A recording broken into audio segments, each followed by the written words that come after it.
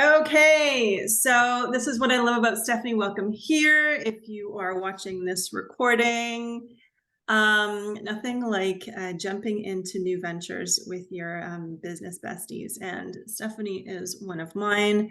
I am so excited to be with her today to talk about how she's redefining success. I love everything that Stephanie is up to in the world. When Stephanie, whenever consistently I receive one of your letters, I'm like, I think you made this for me. And this is certainly an area that I struggle with. And why do I not feel dumb? I feel cared for and considered and given all the best ideas. Anyway, so let's just Well, dive to be into fair, this I here. get some of my ideas from the things that you tell me. So Okay, well, there sometimes we they go. are directly for you, Susan. Okay, well, there we go. See, that's the kind of person that Stephanie is. She makes stuff for you. So yeah, I'm really excited to chat with you today. These conversations are about just how women are redefining success. There is no one definition, but it's always so fun for me to kind of explore what that looks like. So why don't we go from there just to paint a picture for us of who you are and give us a sense of where in your life you're exploring success on your own terms. So over to you. Well, that's a big question. Oh my goodness. It is. You I go where you want.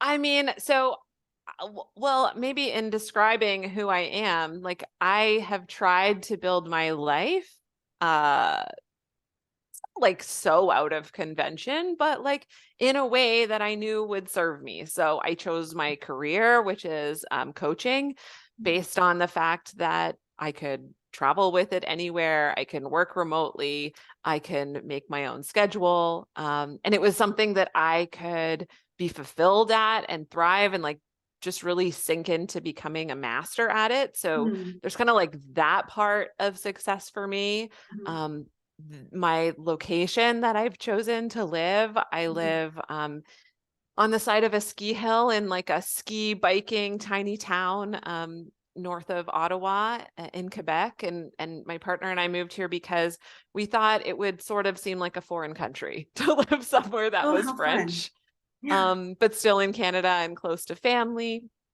We have a daughter who's 4 who was very thoughtfully considered because I carefully consider a lot of parts of my life, and it was just like, we wanted to create a life of adventure, and that felt like, having a kid was part of the adventure. And so we've kind of just tried to piece things together in a way. My partner works from home part-time in a job he loves, and we just really try not to make decisions based on like only financial or status quo or what people will think Mm. of us, and we just try and build the life that we want.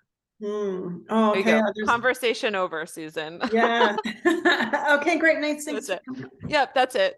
Yeah, no, I heard a couple of things in there that I'm going to pick up on later if you don't bring them up. But yeah, you started to really get into kind of what success means to you. Is there any definition? Like I was on LinkedIn today and there was this post like, what does success mean to you? And then I'm like, there we go. It's calling out of us our definition, which is exactly what I'm doing here. hmm But I'm curious, what does that word mean to you? How have you defined it?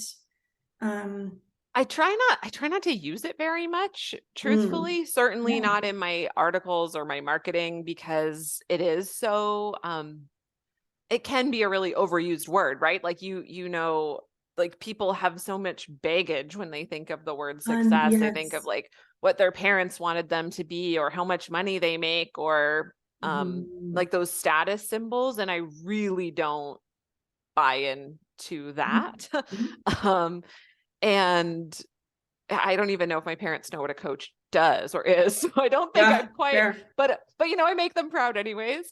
And so to me, like success is like today I was reeling from some very disappointing news, Mm. and I had some time in my calendar that I had scheduled to do some other things, but I had Susan in my head and our other colleague, Laura Perkins, who is just like, regulate your nervous system. What does your body really need? And what my body needed was a bath and to read a book. And so Nice. that's what I did because um, I was lucky that I had that space in my calendar. I don't always have that, Mhm. but it just really reset my day. And Mm. that is pretty freaking cool that's what life allowed me today. Yeah. Oh, you know, you are so right about, I mean, I feel the same way about the word success. Um, I think, you know, I've heard that often said, like, oh, I don't even like that word. I like a new one. And I think sometimes maybe one of my like goals should be to remove that word from the dictionary or have a new definition than the one in the dictionary. But anyway, when you talk about what success means to you, there's a couple things that I picked up on that sound interesting. And it was like right at the beginning, you talked about choosing work and a path, and you used "for me," and you were building a life for yourself that you knew you wanted to have exactly how you wanted it. And I thought, oh, I love how you just kind of slid right past that. And it wasn't even a thing because, you know, so many of us are encouraged to not build our lives around ourselves, but instead meet standards and expectations. So, Mm-hmm. where did that create for yourself? And I love how you said, I said, I can settle into my life. I can have the adventure that I want. How did you arrive at building for you, choosing for you? That's a good question. I don't know. I'm thinking back to my parents who moved far away from their parents to pursue work. And then did move back to close-ish to their parents, you know, when they had kids and wanted kind of more family-oriented life. But I like, you know, that they chose that, right? They built the life they wanted. And I think my partner's parents did the same thing, actually. They actually moved Mm-hmm. to the same town my parents did, ironically enough. Mm-hmm. But so there's kind of that. And then I remember in university, just my brain's very logical, Susan. I think that's what it is. And it just doesn't make sense to me to live someone else's life. It doesn't make sense. Like there's no like Yeah, that's totally illogical in my brain. And I just, when I was in nice. university, I was like, I want to be here. I was a history French major. Like Mhm. I was there just because I wanted to learn. Um, Yeah. and it didn't make any sense to me that I was being set up for failure in university because they were giving us so much work to do in each class. They Mm. didn't expect you to do it all.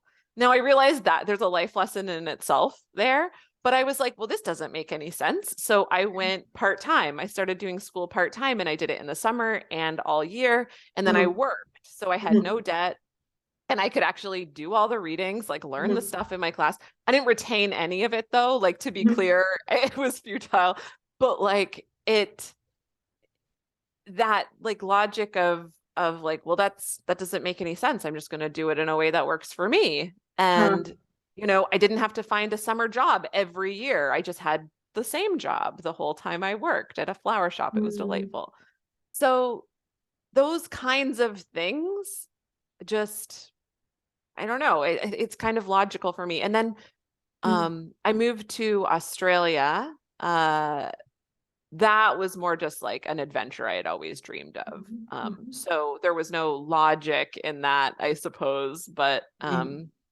you know, so when I was there, I didn't have people around me to answer to that, you know, are kind of in your head, those friends and family Mm. that usually, you know, not not because they want to, but because it's just how they are, Yeah. keeping you in that life. So we had left that life and gone and Mhm. made new friends and new careers and new Mhm. adventures. And so I don't know, it's just kind of I don't know how to finish that You sentence, know but what? that's, you I know, I've think, just seen these patterns now that you're asking me about it. well, here's what I'm loving about this conversation is you said my brain, it's just very logical. Like it's almost as if, who else would I build this life for? And I love the clarity of that, as if, because I think there are some logical parts in my own brain, but I can certainly get myself around that. And it's so easy to kind of scan for approval. Let me ask you this though. I'm very curious about this because you have older kids than I do. Where do you stand on the philosophy of like putting your kids first versus putting yourself first? Um, well, I do I know it's think, not black and white. I'm not trying to put you in a box. Sorry, not to yeah, no, I interrupt. do think that it is starts, I mean, for each of us, it starts with okay, here's what I believe in. Are all the practices aligned? Probably not. Sure, But same. it's a practice, right? I do think that it's contingent on each and every human to kind of define what it matters to them. And then around that, like it's almost like there's concentric circles, and that's where your little humans reside. And it's always, I think, a process of discerning. Like, I can't neglect myself, and I've made a choice to have children. So it's always a bit of dance between me and them. Yeah. And I don't think that a life should be entirely constructed around them. And I also see how I have. So yeah, I think that's part of the practice. I think that is challenging, and that the older my kids get, the more I love. And I realize, oh, look at the teachers, look at how they're teaching me to hold boundaries. My youngest Yeah. is like the most fierce boundary setter I've ever met. And in early years, I was like, oh my gosh. And then I'm like, thank you. Thank you for showing me how it can be, could be, should be. Yeah. So yeah, The that's other thing about me is my partner jokes all the time that I can see the future. It's not like I'm clairvoyant. This logic in me is like thinking 20 years ahead, right? yeah. So 10 years ago when I became a coach, I was like, well, if one day I want kids, I want to be able to take PD days off, or I don't know if that's a thing in the US or who is listening to this, or like snow days, which my Aussie group had no idea what that was. But Mhm. you know, a day when it snows and you need to Yeah. take the day off school. So I was like, well, I need to have a life built around that, especially if my partner is working away. He's a geologist. So if he was working away, like it would fall on me. But I never wanted to be that like stay-at-home mom role without a career. So I Mhm. needed to like, just again, logically, I was like, well, I need to build a career that fulfills me, but that Mhm. still allows for these other obligations. Yeah. Yeah. And even now, I spend so much time thinking about what's best for me often is what's best for my daughter and my family. Because if I am only working, 25 hours a week, if I can Mhm. be really fulfilled in my work, if I can be a role model, then Mhm. that's modeling. I would never want my daughter to choose a career based on me, or live in a Right? place she didn't like because I was there, or to, date someone that wasn't a good fit for her just because I liked them, like any of those things. I would just think, so I have to, as a role model for her and Mm. for my clients and for my family and friends, like I just kind of hold that energy of like what's best for me is best for Yeah. them. I never liked the oxygen mask thing though, like Oh, I the don't put like your that own either. one on first, like because it's not a me then her. It's a I'm doing this uh, Mhm. for us together, right? Yeah. Yeah. It really is. I do think the skill that's so important to learn there is that discernment. There's me, and then my kids, and then my other commitments. And it's always kind of striving to find that balance of care that you need for yourself to show up for the life that you Exactly. designed, right? I can see very easily when I'm underslept or I've had a long day, I'm not showing up as the best mom, and my kids don't deserve that. And Yeah. the best thing I can do is just say, hey, I need a timeout too. Like, I need some breathing room. But And then you're modeling that, like, hey, we yeah, don't all have great days. You can't be a perfect yeah, person. yeah, So here's what happens when we're having a bad day or we're going through something yeah, hard. yeah. Like, And then when they say, Mom, I just actually need some space. I'm having a hard day. Excellent. Like, you're like, do yay, I did my I job. know, like it's so satisfying for them to call their own boundaries, see them calling their Yeah. own boundaries and giving themselves the gift of some space and some time and to not know and to so yeah, and it's also, yeah, it's tricky terrain. So yeah. But I'm not a fan of that expression either. I think it's pretty artificial. And I've yet to speak to someone that says I was on a plane and the air masks, that they dropped in. Yeah. So anyway, so I'm curious, and you've talked about some of this already, but maybe we can jump over to what are some of the challenges you faced? Like I love that you've talked about this like logic. It just kind of feels like logical that I would build it this way. And there seems to be an ease in that. I should say it's not always easy because perhaps with your parents and your partner's parents, there was this kind of assumption that this is what you do. You build your own life and that's how it goes. Where's the rub been? Where are there challenges? Well, I mean, where aren't there challenges? Mm. I think no matter what path you pick in life, there's going to be challenges, whether you're like doing the typical stuff, you're going to feel challenges when you're challenging the status quo, you're going to have challenges. You just get to choose what Elizabeth Gilbert says, like you choose your shit sandwich. Like, Yeah. I don't fully buy into that. I think it's more like maybe it's a tuna sandwich that like I would eat. It's gonna sustain me, but like it's not like my first choice of sandwich. Fair enough. Yeah, I like that. Because I don't think that we have to settle for something awful. That's not, I know that's not how she meant it. But the idea that I chose this path and there's no challenges, I mean, is completely false. For sure, for sure. I think the main challenge that comes to my mind is that almost no one understands what the heck I'm doing, or like the choice is like you get it. We've known each other for a while, but when you're kind of talking to neighbors or even old friends from before, from high school or university, like it's not this, it's it can feel to other people kind of confronting to their lifestyle when your lifestyle is different, and vice versa, right? Like I don't have zero judgment for the decisions people made, as much as I wish I was a saint with zero judgment. But it feels like, yeah, so that can be a challenge, right? Like people not really understanding, and therefore it's hard to talk about what you do and the choices you make. Yeah. I had a friend text me. I wrote this in a post you might have read, but I had a friend text me like, it's pretty cool that you run your own business. It was like a throwaway comment for her, right? And it like actually brought tears to my eyes because it was one of the first times a friend had acknowledged that like running a business is kind of badass. Yeah. Nice. Right? Like, yeah. And I told her this, right? It's, it was just really rare. I realized in that moment, which like wasn't that that long ago, how rare that acknowledgement is. Yeah. Yeah. So Interesting. that's definitely a challenge. I don't know if you experience that too or not, but yeah, for sure. Sometimes I don't always know what I do either. So but yeah, I know.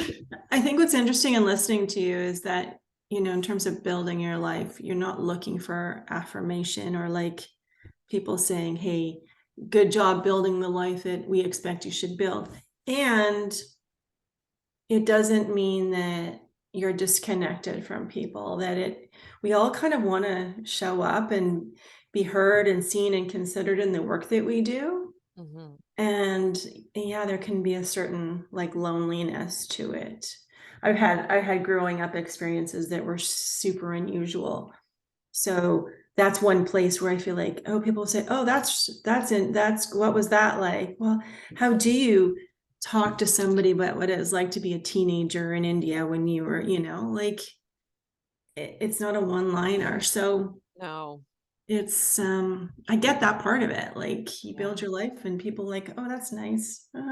Change the subject. Let's What do talk you about. do? Oh yeah, you're a coach. Okay, that's great. Yeah. Yeah. Yeah. Yeah, I think and I also love modeling. Like sometimes when I have the time and when I feel like I'm in a reasonable conversation, I love modeling that there are other options for Oh, how people, fun. right? Yeah. Like that, oh yeah, I don't work Fridays. And, So good. I definitely don't work weekends. And I calculated that I've booked 7 weeks off this year. And yeah, maybe I'm not making multi six figures, fine. But Mhm. like I'm there for pickup and drop off and dog Yeah. walks and I have been able to a certain extent to have a pretty good balance of all the things. But Nice.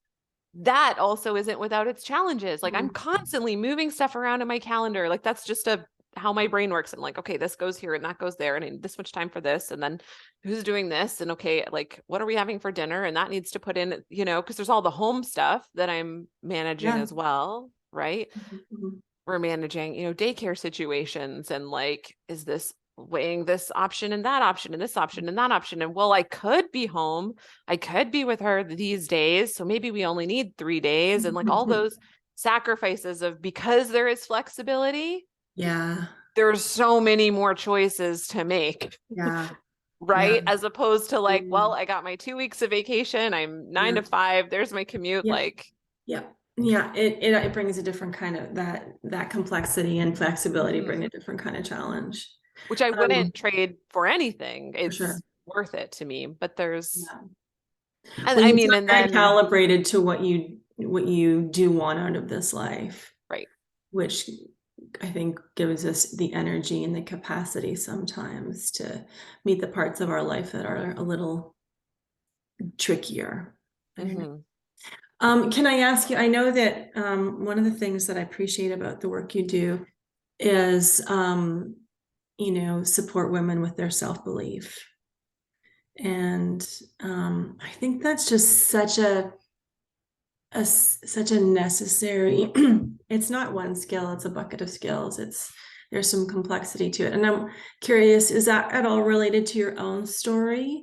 Like in terms of making your own version of success, like you weren't sure? And I'm not trying to paint a picture that that's how No, it is. It's just curious where that fits in, because I think that would come in handy for redefining success. it, I'm not going to say I haven't struggled with self-belief. I mean, I think most of us do.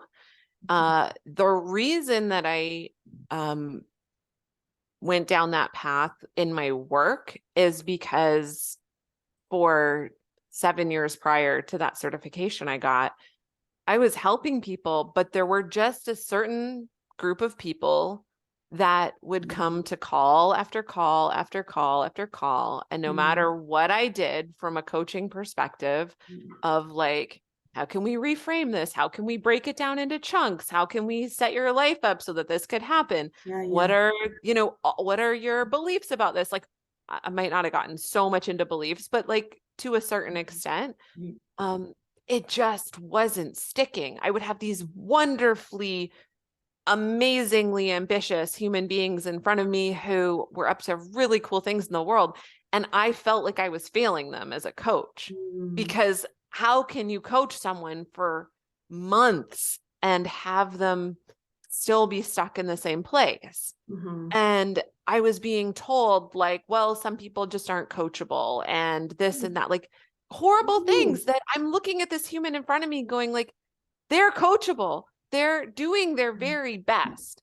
And they just weren't getting past something. And Mm, so I found this certification, the Self Belief Coaching Academy. I did this certification, trauma informed self belief mm, coach stuff. And it was exactly the piece that I was mm. missing. And Nice. it was just, so it was not just, of course, through that certification, I learned a whole heck of a lot about my own self belief, but Right. it came from a place of mastery, like wanting to really Mm, master my profession.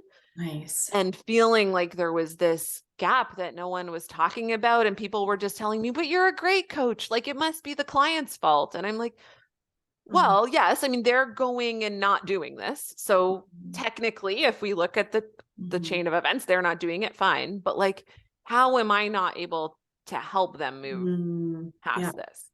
yeah, And that's not to say now I take responsibility for it, but I just have some more tools to yep, help with that. yeah, Yeah. So, but I also don't believe that there's like a whole camp of mindset coaching yep. where people only focus on the mindset Mhm, and like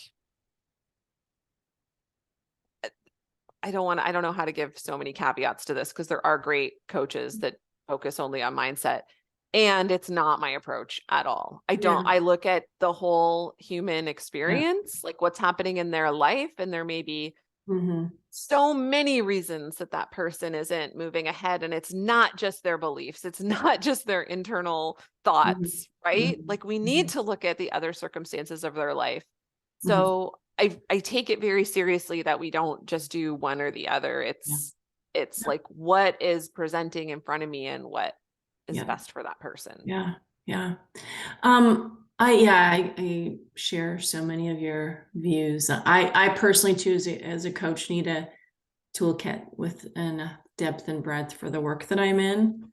Hmm. Um, and so that I appreciate that. One of the things I'm curious about, and it's almost like threads that I've heard kind of through this whole conversation, or just does your version of success include you talk about North Stars in your work, like a set of values that you kind of hold close, guiding principles, maybe there's a belief system, like what are your anchors or your North Star?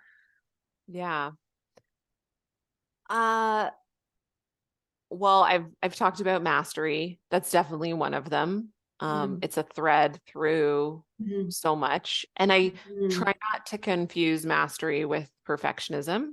mhm. It's just I'm not ever going to be satisfied just being like phoning it in, right? I've had jobs where I've phoned it in. It's not fun and it's not what Mhm. I want to do forever. Leading by example has been another thread we've talked about. That's a Yeah, I talked to huge the core integrity. value of Yeah, mine. for Yeah, sure. and again, not that I'm responsible for changing the whole world. I try to hold that lightly. Mhm, And I've seen it just really make a difference in people's lives, mhm. like that they see this kind of example. Yep. And I don't know, there are quite a few, but the other one coming to my mind is like simplicity. Mm, Uh, so in my business, I just don't do anything I don't have to do. yeah. And I don't even mean the have to do. It's like I want a business that's as simple as possible Mhm, so that I don't need to spend, 10 hours a week just running the business in the background. Like I just try and keep things as simple as possible. mhm. Um, there's more, but I think I definitely do. I don't have like 5 values memorized, like all of that. But I do a lot of work on values with my clients and I really keep Mhm, those front of mhm. mind because I think they're mine and their like big picture goals and vision, Yeah, whatever you want to call it, matched with their values. Like that's all we need to know. Like yeah, everything else, I believe everything else we can make to follow those. yeah. Yeah, and there's nothing like living in alignment with some of those themes or values that really Mhm. matter to you. And I think we all have them, whether, like you said, they're kind of front of top of mind or, one, two, three, four, five.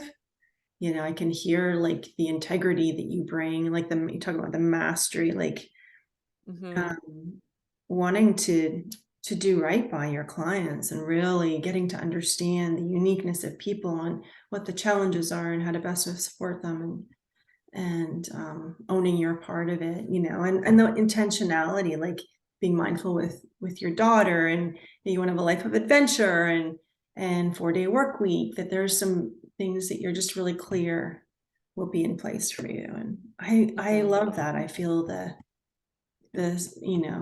how that would allow for taking solid steps. So I'm the person who I've been kind of burned by this so many times. I don't do it as much anymore, but like I'm the kind of person who, if I'm at a restaurant table, I'm going to ask someone about their hopes and dreams. Like, what are Mm. your hopes and dreams? Like, that's the kind of conversation I want to have with people. Mhm, mhm, mhm. I did this at a convention. I randomly ended up with some VIP tickets. So I was at some dinner. Gary Vaynerchuk was speaking. Seth Godin was speaking. Gretchen Rubin was speaking. Like this was the kind of room I was in, right? Entrepreneurs. I asked my table of strangers, Mhm, what are their hopes and dreams? And I got crickets. mhm. Like, no, either they were way too uncomfortable. Maybe I was super awkward, but also like it was just not common practice to have that Yeah, conversation. yeah. I've asked friends, like it's just not top of mind for people. And I find Mm, that fascinating because I am mm. obsessed with hopes and dreams. Like, why wouldn't I have why Yeah, wouldn't I have hopes and yeah. dreams, right? So it's it's something I'm kind of trying to normalize too That's so with great. people. Like I don't Yeah. know. Let's just Yeah. go right into the deep end. Like, let's not, I certainly feel the aversion to the surface talk. I actually start to Yeah. get restless and a little bit anxious in my body if there's a conversation parked on that. Yeah. Yeah, and I wonder, yeah, like what kinds of safety do people need to Yeah. feel to be able to reveal, like, oh my gosh, imagine if you could talk more regularly about your hopes and dreams. Yeah. Yeah. Yeah, and that's kind of what I learned after asking this and getting crickets was like, well, I see it. I feel a it's blog not the post. I feel a container. post in there. Yeah. Yeah, I have many blog posts about that. Like another thing I tried to do, Susan, this is a total tangent, but I tried to start Friday night dinners at my house. Like not Hmm. at this house, this was in another town in Waterloo where you live. And because I just had all of these friends, it was like two people here, two people here, two people here, two people here. And I was like, I don't have enough hours in my life to like give all these people the attention I want to give them. I was like, Right. what if I invite them over for Friday night dinner? It's going to be every week. Whoever can come, can come. And was it every week? Maybe it was every month. I forget. I don't know. It was a total failure. Like Hmm. no one came. It was just like Interesting. the odd time. Like I get the regular, two people, that sort of thing. Interesting. But it was very hard to get off the ground. It was Yeah. it was and since I've read the book The Art of Gathering, Priya Parker, what's the name of her book? Okay. The Art of Yeah. How We Gather, The Art of Gathering, Mhm. something like that. And started to learn like, okay, no, there's things in the invitation you need to be mindful of and things in the space and kind of those like contracts with your guests that need to be a bit more vocalized so that they know what the purpose of this is. And Right. were they just uncomfortable getting like me cooking dinner for them all the time? Yeah. Was it that like they could bring something that, that wasn't a problem, but there was something about it that didn't work. And Mhm. so these like mini Mm. experiments in my How life that I'm fun. kind of like, oh, what can I learn from that? Um, so how fun would that Yeah. be? That'd be so nice to just have Friday dinners with all the people Oh, you for love. sure. For Like, sure. yeah. I think there's a really like juicy kind of approach or set of practices in there. And I think in terms of like redefining success, as the header, that Mm, it does benefit from a little bit of like, okay, let's run this little experiment and see what happens. Because when so many of us have been kind of told this is what success should, might look like, if we're really going to do it on our own, or if we really want to live out of value or do something that's kind of have to like try, like do yeah. set it up and stay curious. And I love that idea of I just wanted to try it. And here you are like reading the book about, okay, this is what helps, this is what doesn't. That's Well, I read the book like 5 years later, so it was yeah. not relevant. And I think you asked me a question earlier about like, when you're so logical, you just kind of go and flow.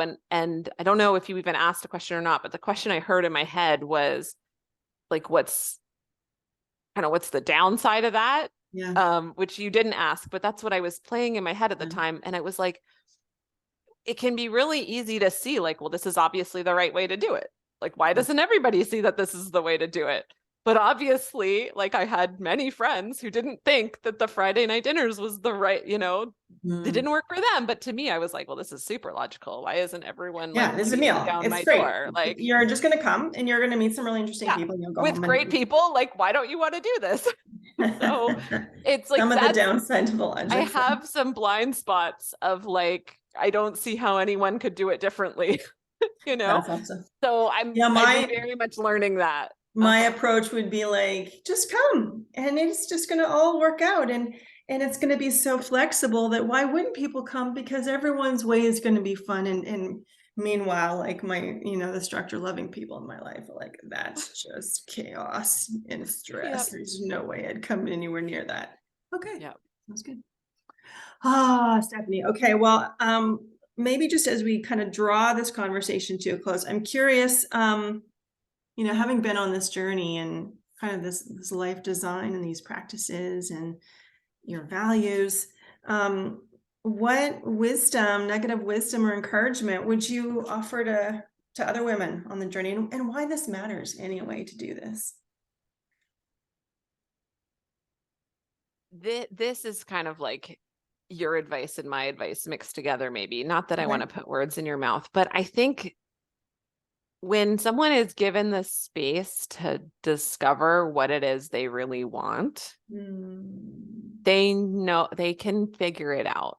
And this can be on a micro level and this can be on a grand scale level, but that like inner knowing, I have all sorts of conversations with people where it's like, why aren't you doing the thing you want to do? And then we unpack it and it's like, well, they really don't want to do it. Like, Yeah.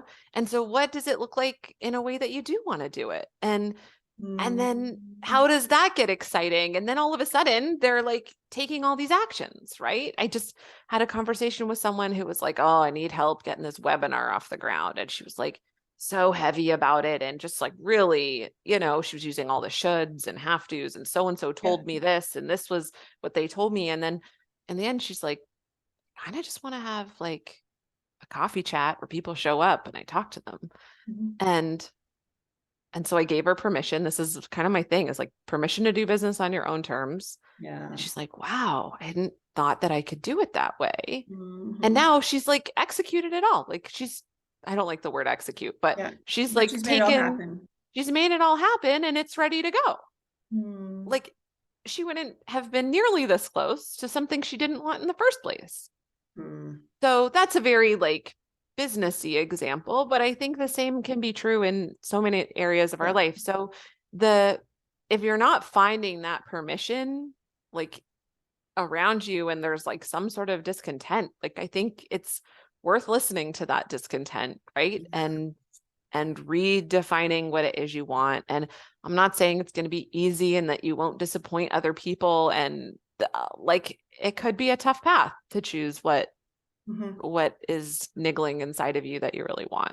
Yeah. But it matters to me that people live what they want to live. I think when people are happy, and that sounds like it's such a basic word, but when people are content and people are happy, they're kinder, they're living in the world differently, they're paying attention to things outside of themselves and outside of like just the day-to-day in front of them and what's next. And I get caught up in those things too, don't get me wrong, I totally do. Yep.